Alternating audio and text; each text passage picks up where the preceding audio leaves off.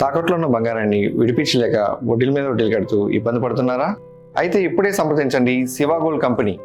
మీ నమ్మకానికి మా హామీ శివ గోల్డ్ కంపెనీ.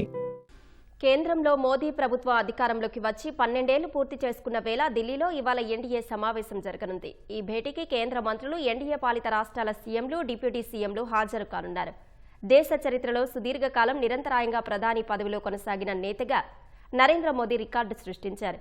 ఈ ఘనత సాధించడంపై ఎన్డీఏ ఓ ప్రత్యేక తీర్మానాన్ని ఆమోదించనుంది. దేశ రాజకీయ యవనికపై ప్రధాని నరేంద్ర మోదీ సరికొత్త చరిత్ర లిఖించారు.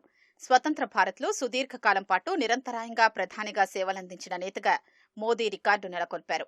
దేశ తొలి ప్రధాని జవహర్ లాల్ నెహ్రూ పేరిట ఉన్న 4399 రోజుల పదవీ కాలాన్ని అధిగమించారు.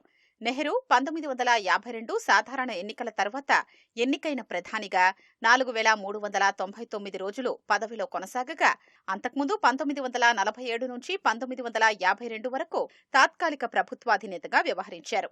మాజీ ప్రధాని ఇందిరాగాంధీ మొత్తం 14 ఏళ్లు ప్రధానిగా ఉన్నప్పటికీ ఆమె పదవీ కాలం విరామాలతో సాగింది.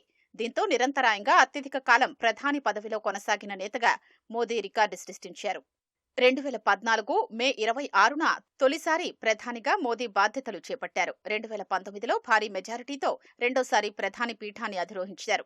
2024 జూన్ 9న వరుసగా మూడోసారి ప్రధానిగా బాధ్యతలు స్వీకరించారు. ఆయన అద్భుత ప్రస్థానానికి 12 ఏళ్లు పూర్తయిన సందర్భంగా ఢిల్లీలోని భారత మండపంలో నేడు ఎన్డీఏ సమావేశం జరగనుంది.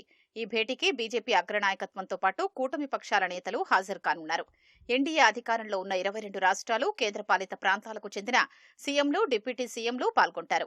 రాజ్నాథ్ సింగ్, అమిత్ షా, జేపీ నడ్డా, శివరాజ్ సింగ్ చౌహాన్ సహా కేంద్ర మంత్రులు హాజరు కానున్నారు. ఈ సమావేశంలో 2047 వికసిత్ భారత్ రోడ్ మ్యాప్ పై చర్చించనున్నట్లు బీజేపీ వర్గాలు తెలిపాయి. కేంద్ర పథకాల్ని రాష్ట్రాల్లో మరింత సమర్థంగా అమలు చేసేందుకు అవసరమైన సమన్వయంపై ఈ భేటీలో చర్చించే అవకాశం ఉంది.